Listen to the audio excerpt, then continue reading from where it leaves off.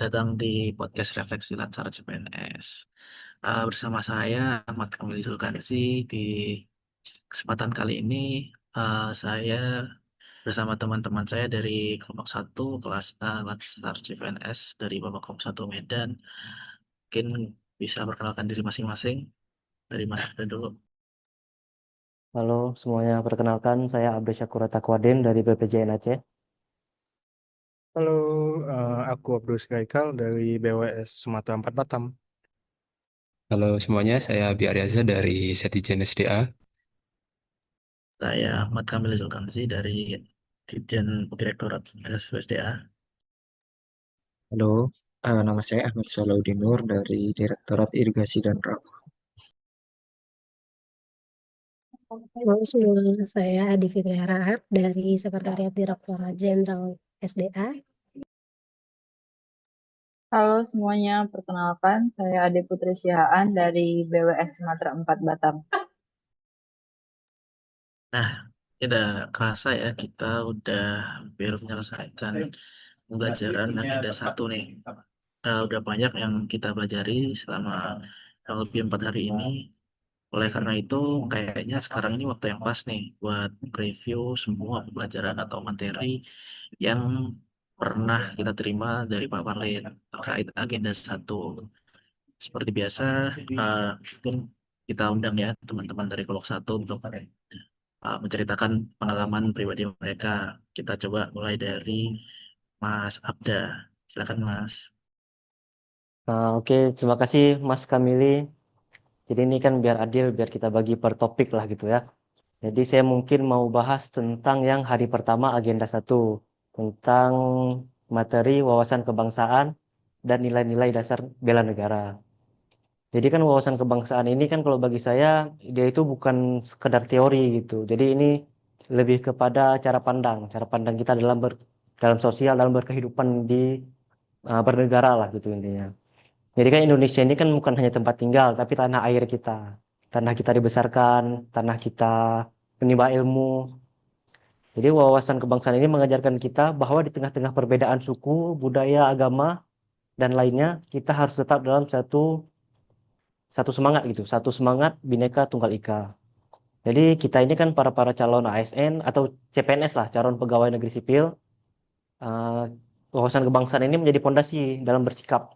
Contohnya itu kita dituntut untuk menjunjung tinggi nilai-nilai Pancasila.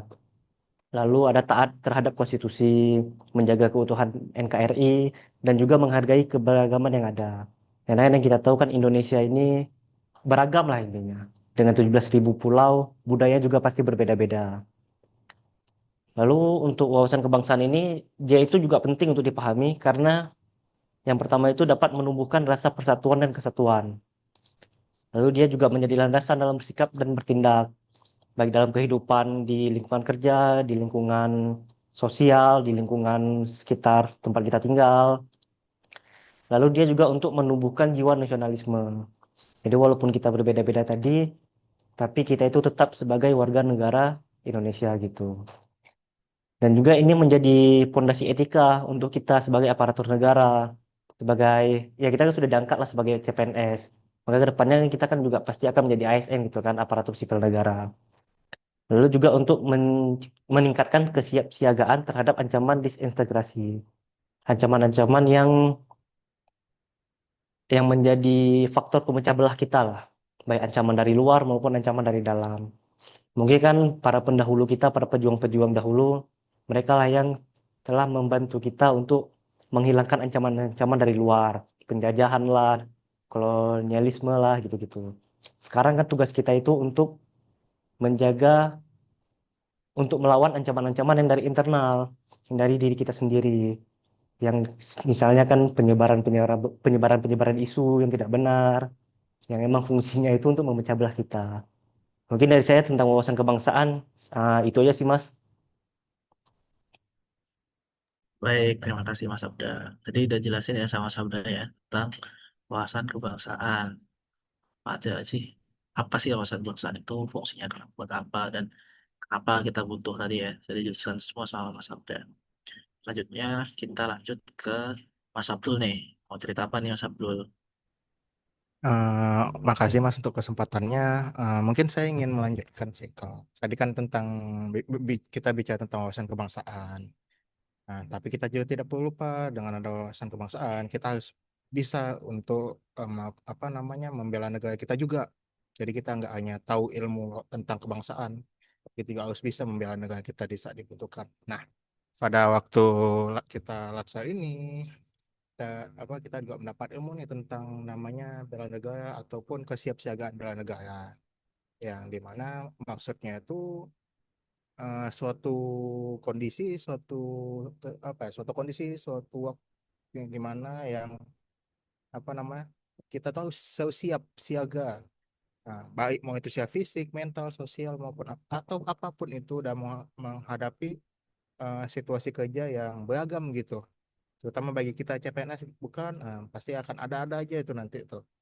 Nah, kita yang kita lakuin berdasar kebulatan sikap sama tekad kita, dan kita harus ikhlas melakukannya dan sadar untuk berkorban gitu. Sepenuh jiwa raga kita dilandasi kecintaan kita terhadap NKRI yang berdasarkan Pancasila sama UUD 1945. Nah, nah untuk mulai bela negara kita harus tahu nih dasar-dasarnya itu seperti apa. Nah, ya, ada lima nih nilai dasar dari bela negara.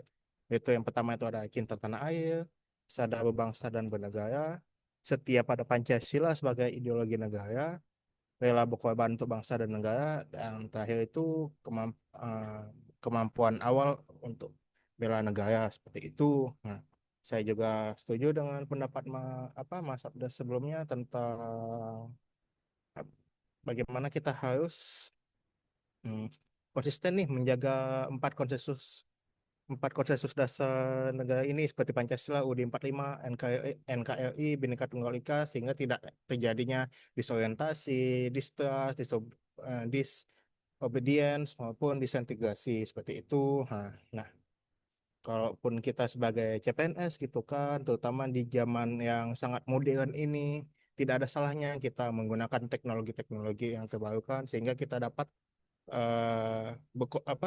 menyebarkannya pesan-pesan toleransi, kerukunan, sehingga ya empat konsensus dasar tadi itu bisa kita perkuat lagi, bisa kita sebarkan lebih luas lagi sehingga cakupannya tidak hanya kita-kita sebagai CPNS saja seperti itu, Mas. Saya kembalikan Mas Kamili. Ya, terima kasih Mas Abdul. Cukup lengkap tadi ya juga dari Mas Abdul tentang kesiapsiagaan bela negara, mulai dari persiapan fisik, mental ya Mas ya. Ya, Ya, betul. meskipun juga tadi kompetensi dasar bela negara, terus juga yang penting juga konsensus dasar tadi itu juga sama Mas Abdul Ya, nih. ya, betul Terima sekali, kasih Mas Mas. Abdul. Mungkin kita lanjut lah ke siapa ya? Ke Mas Abi. Silakan Mas Abi. Oke, baik. Jadi di sini saya bakal lanjutin ya.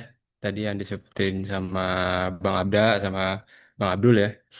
Kalau mereka membahas hari pertama, kita masuk hari kedua itu membahas tentang analisis isu kontemporer.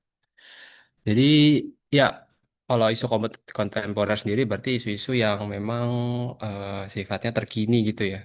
Jadi memang kita sebagai ASN, apalagi ujung tombak pemerintahan gitu ya, kita harus melihat nih potensi-potensi AGHT atau kepanjangannya ancaman, gangguan, hambatan, dan tantangan yang berpotensi ke NKRI. Memang kalau dari slide itu ada beberapa ya dibagi menjadi kurang lebih 9 ya. Kayak narkoba, terorisme atau radikalisme, konflik kepentingan, money laundry, proxy war, maskom, kemudian COVID-19 juga nih. Dan juga tentu saja yang paling kita benci adalah korupsi gitu ya. Nah, mungkin kita bahas satu persatu dulu ya, yang sempat dibahas isu kontemporer. eh Dimulai dari ketahanan nasional. Mungkin kalau secara singkat, memang kita indeks ketahanan nasionalnya itu masih cukup tangguh. Tapi bahkan di beberapa aspek, terutama di ideologi ya, itu masih terhitung kurang tangguh gitu ya. Nah, itu kan menjadi tantangan juga tuh bagi kita, bagaimana supaya kita bisa mencapai indeks ketahanan nasional tangguh atau kalau bisa pun sangat tangguh ya kayak gitu. Kemudian masuk ke multipolarisasi kekuatan global ya yang kita tahu kan baru-baru ini gitu kan ada persaingan kekuatan. Kita mulai dari kekuatan ekonomi antara AS dan Cina gitu ya. Ada ketegangan lah di antara Asia Pasifik kayak gitu. Kemudian selain adanya persaingan ekonomi, kemudian kita juga ada sengketa Laut Cina Selatan yang ini juga berpotensi ya terhadap keutuhan NKRI juga. Kemudian potensial masalah ini perbatasan di NKRI ya karena kan negara kita bentuk kepulauan ya yang juga dipisahkan oleh laut gitu. Jadi ini juga menjadi masalah di NKRI. Bahkan kalau dari surveinya Global Initiative Against Transnational Organized Crime tahun 2023, itu kita mencapai ranking 6 terburuk gitu dari 152 negara yang di ranking kayak gitu. Kemudian kita masuk lagi ke masalah perang dagang, yang masalah biaya tarif ya dari antara Indonesia dan Amerika Serikat itu kita juga ada tantangan tuh. Di kita bisa dibilang dapat keuntungannya adalah turun ya untuk tarif ekspor dari 32% ke 19%. Tapi dari Amerika Serikat juga mereka memiliki lebih banyak keuntungan gitu ya. Tarif ekspor ke Indonesia 0%, kemudian kita harus beli energi ke mereka 240 triliunan, kita harus beli pesawat Boeing 777 kurang lebih berapa ya? 50 kalau saya tidak salah ingat.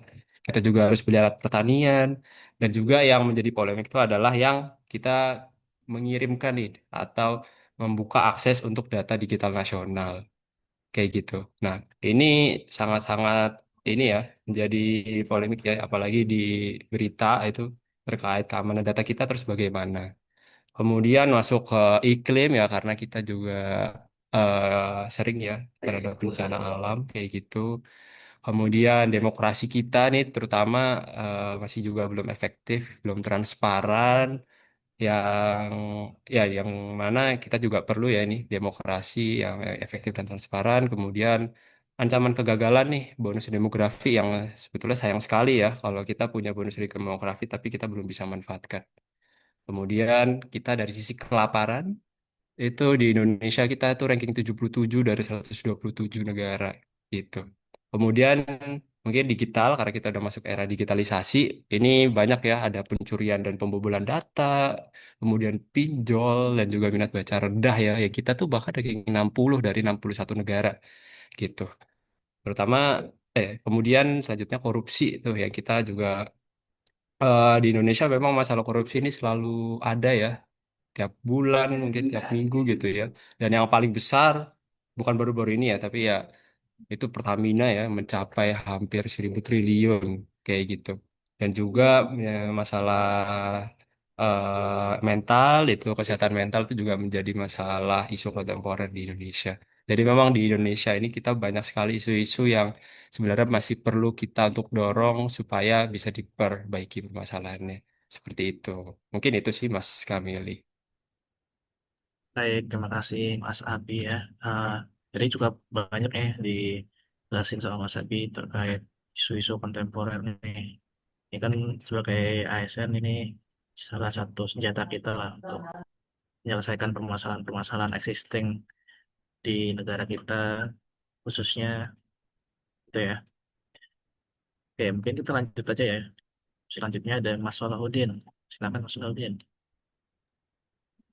Halo teman-teman, jadi kali ini saya akan membagikan review dari salah satu materi yang sangat menarik dalam pelatihan dasar yang kita ikuti, yaitu tentang algoritma kebangsaan.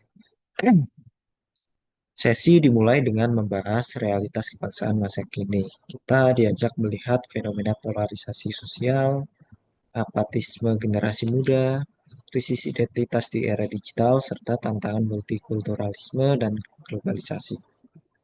Semua ini kan diperparah ya dengan perkembangan teknologi dan kecerdasan buatan yang kalau nggak dikelola bisa jadi ancaman kehidupan dan demokrasi. Dari sinilah muncul ide tentang algoritma positif untuk kebangsaan. Lalu apa sih sebenarnya algoritma kebangsaan itu? Jadi Pak Parlin, pembicara, menjelaskan bahwa ini adalah sistem nilai dan perilaku yang membentuk warga negara agar punya pola pikir, sikap, dan tindakan kebangsaan. Konsepnya seperti resep masakan, ada input, proses, dan output. Inputnya adalah nilai, diproses menjadi kesadaran, lalu diharapkan menjadikan aksi nyata. Bagian menarik lainnya adalah tentang peran kita sebagai ASN muda. Kita sebagai ASN muda tidak hanya menjadi eksekutor kebijakan, tapi juga diharapkan menjadi motor penggerak inovasi. Contoh konkretnya adalah kampanye anti korupsi berbasis konten digital atau pelayanan inklusif bagi masyarakat disabilitas. Pada intinya, ASN muda harus menjadi teladan dan pembuat narasi positif. Kemudian di akhir sesi kita juga ada diajak praktek, peserta dibagi menjadi 4 kelompok sesuai 4 konsensus dasar berbangsa, Pancasila, UUD 1945, NKRI, dan Bhinneka Tunggal Ika. Seperti yang kita ketahui, kita juga tergabung di kelompok Pancasila ya kebetulan. Nah, tugas setiap kelompok tadi untuk merancang survei tentang bagaimana nilai-nilai ini diterapkan dalam kehidupan sehari-hari. Survei ini kemudian akan kita olah, dibuat infografis, dan akan dipresentasikan pada pertemuan terakhir yang mana itu insya Allah akan dilaksanakan besok ya. Bagi saya pribadi, ini sangat membuka wawasan. Saya jadi paham bahwa di era digital seperti saat ini itu kita harus jadi ikut mengisi ruang media dengan konten positif, nggak hanya cuma pasif atau bahkan mengisi dengan hal-hal yang negatif. Jadi melalui sesi ini kita belajar bahwa perubahan bangsa dimulai dari diri kita sendiri. Itulah review tentang sesi pembinaan sikap perilaku atau algoritma kebangsaan melalui konsep algoritma kebangsaan yang tadi kita sudah bahas. Semoga bermanfaat. Saya kembalikan ke Mas Kamili. Baik, terima kasih Mas Salahuddin ya. Cukup jelas tadi dari Mas Salahuddin ya tentang algoritma kebangsaan. Jadi khususnya ini sih, apa sih peran kita sebagai ASN untuk ini ya, ikut andil di situ. Tadi jelasin juga udah sampai kemarin kalau kita dikasih tugas itu juga ya sama Pak Marlin. Mungkin kita lanjut aja. Selanjutnya ada Mbak Ade Fitria. Silakan Mbak. Baik, terima kasih Mas Kamil atas waktunya. Jadi saya di sini kedapatan buat review materi tentang rencana aksi bela negara. Jadi beberapa kali kita juga udah ngelaksanain tugas buat bikin rencana aksi bela negara.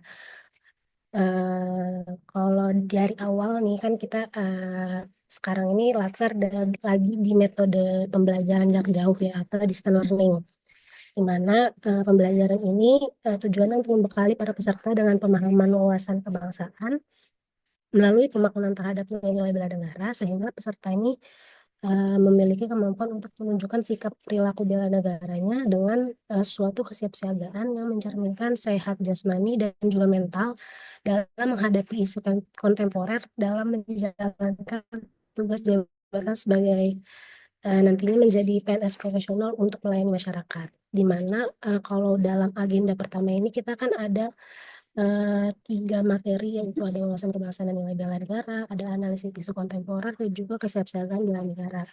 Nah, seluruh mata pelajaran ini dirancangnya itu untuk mencapai tujuan kurikulum dalam agenda sikap perilaku bela negara. Jadi ini sebenarnya khususnya akan memberikan penekanan pada kemampuan praktik.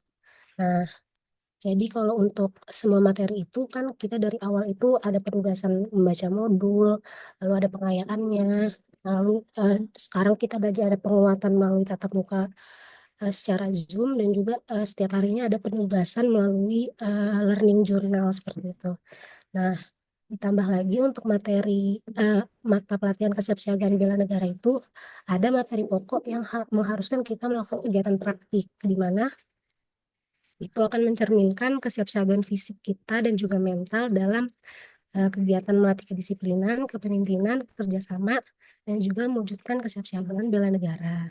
Nah, tadi juga udah dijelasin sama Mas Abdul kalau ada 5 nilai dasar bela negara, yaitu cinta tanah air, kesadaran berbangsa dan bernegara, yakin akan Pancasila sebagai ideologi negara, rela berkorban untuk bangsa dan negara, dan juga memiliki kemampuan awal bela negara.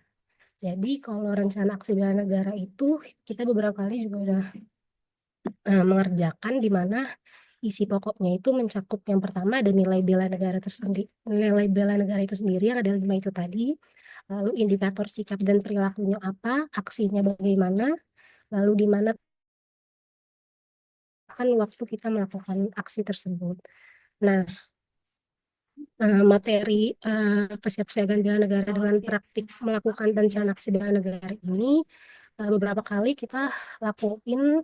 Yang pertama itu ada di hari Kamis ya. Di hari Kamis itu kita bikin di hari Rabu, maaf, di hari Rabu kita ada bikin rencana aksi bela negara dalam kelompok. Ya, jadi lanjut untuk rencana aksi bela negara, kalau kita sudah dapat singgungan dari awal dari Pak Parlin bahwa nanti kita akan juga bikin rencana aksi bela negara mandiri atau individu untuk nantinya akan dilaporkan dikerjakan di laporan aktualisasi seperti itu. Jadi nanti peserta akan ditugaskan untuk membuat rencana aksi bela negara dari bentuk penjabaran kegiatan bela negara yang dilakukan selama baik sekarang on campus ataupun nanti saat off campus di tempat bekerja masing-masing. Dan ini menjadi wujud internalisasi dari nilai-nilai bela negara yang menjadi yang sebagai unsur penilaian sikap PNS. Seperti itu. Kalau dari bagian rencana aksi bela negara saya. Kembalikan kepada Mas Kamili. Baik, terima kasih Mbak Devitri ya. Ya, tadi jelasin juga ya terkait apa rencana aksi bela negara. Dijelasin juga sama Mbak Devitri ya tadi tentang keterkaitan nih antara materi-materi yang udah kita terima dari hari pertama, terus itu nanti akan dipraktekkan melalui ya rencana aksi bela negara ini ya. Oke. Mungkin kita lanjut sekarang Mbak, selanjutnya ke Mbak Ade Putri. Silakan Mbak Ade Putri. Baik, terima kasih untuk Mas Kamili untuk kesempatannya. Eh, maka saya akan menjelaskan nih apa yang kita pelajari untuk hari terakhir, yaitu hari ini. Mana tadi kita belajar tentang teknik analisis isu dengan kemampuan berpikir kritis. Yang mana dalam kita menyelesaikan isu ini terdapat 4 tahapan. Yang pertama itu adalah tahap identifikasi dan deskripsi isu. Lalu yang kedua ada tahapan memilah atau menapis isu. Yang ketiga ada mendalami atau analisis isu. Dan yang terakhir yang keempat adalah alternatif penyelesaian isu. Di mana tahapan penyelesaian isu ini adalah langkah yang bakal nanti kita gunakan dalam menyusun aktualisasi kita sendiri. Untuk tahap identifikasi dan deskripsi isu sendiri, dia mempunyai 3 kunci. Tadi dijelasin itu ada yang pertama tentang environmental scanning, lalu ada problem solving, dan yang ketiga ada analytic thinking. Nah, apa sih identifikasi isu itu? Identifikasi itu adalah kepekaan dan kepedulian seseorang terhadap tuntutan dan atau kondisi lingkungannya. Nanti kita akan menggunakan yang tadi environmental scanning itu, sehingga kita mampu mengkaji gap atau kesenjangan antara kondisi yang seharusnya dengan yang nyata terjadi. Lalu apa deskripsi isu? Deskripsi isu itu tadi dijelaskan bahwa dia itu berisi kondisi masalah untuk saat ini, lalu ada dampaknya, dampak jika masalah itu tidak diselesaikan, lalu ada juga para pihak yang terlibat. Selain itu, deskripsi isu ini juga terdiri dari lingkup isu, bisa dari instansi, masyarakat, maupun skala yang lebih besar lagi, skala nasional. Lalu ada rumusan isu, yang mana dia tuh harus memuat 3 inti yang tadi disebutkan, yaitu fokus, lokus, dan waktunya. Lalu yang kedua tadi tahapan menapis atau memilah isu. tahapan ini tuh tadi ada dua ya yang dijelaskan pemateri kita. Itu ada dua metode. Yang pertama ada metode APKL, yaitu aktual, problematik, kekalayakan, dan kelayakan. Dan yang kedua itu ada metode USG, yaitu urgency, seriousness, and growth. Yang mana metode APKL ini kita intinya kita menilai kualitas isu itu. Tadi disebutkan aktual. Aktual itu artinya benar terjadi, lalu problematik itu dia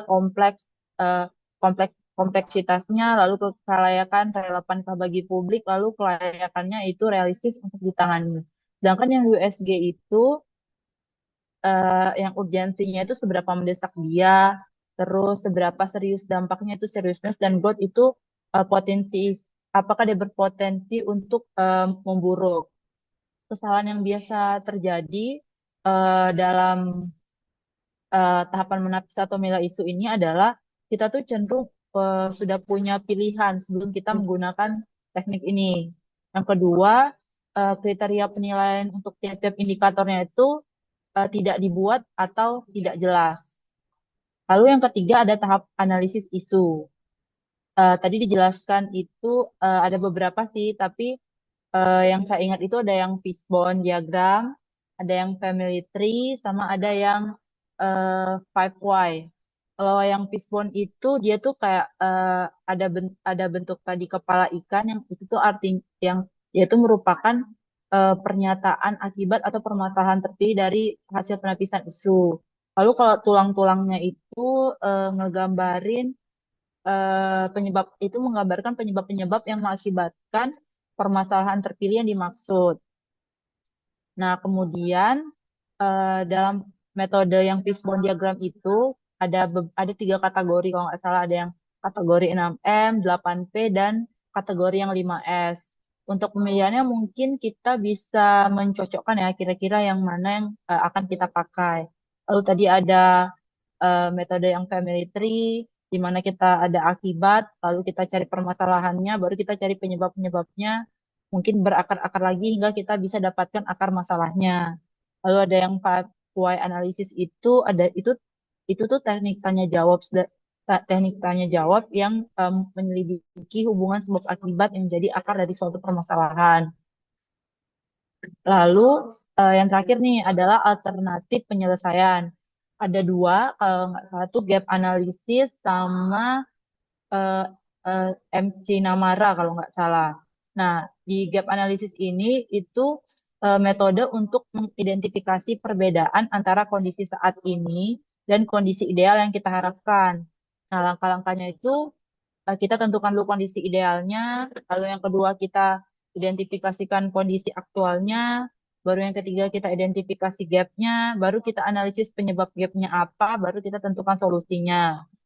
Untuk teknik ini tuh kelebihannya dia tuh fokus pada perbaikan yang nyata, serta dia praktis dan bisa kita gunakan dalam berbagai konteks. Terakhir itu adalah yang tapisan MC Namara. Nah, ini itu adalah metode untuk menilai dan memilih alternatif solusi berdasarkan beberapa kriteria yang bisa kita ukur secara kuantitatif. Yang mana nanti kita akan ada kriteria penilaiannya itu eh, efektivitas, kemudahan, sama biaya.